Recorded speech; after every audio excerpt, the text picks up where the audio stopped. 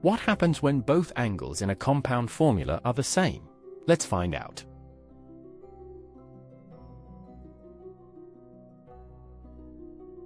Sin of θ2 plus θ2 gives sin² cos² plus cos² sin². That simplifies to 2 sin² cos².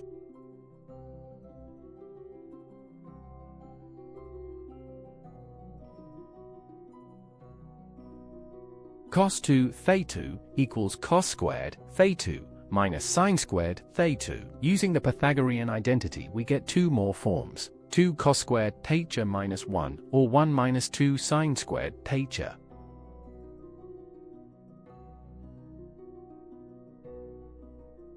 Common exam mistake: students write 2 sin² and forget the cosθ. You need both sin² and cosθ multiplied together.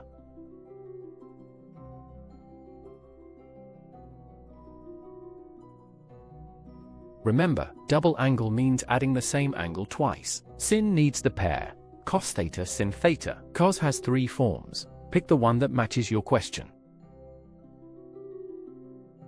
Subscribe to Ovasaabi for more lessons. Visit ovasaabi.com.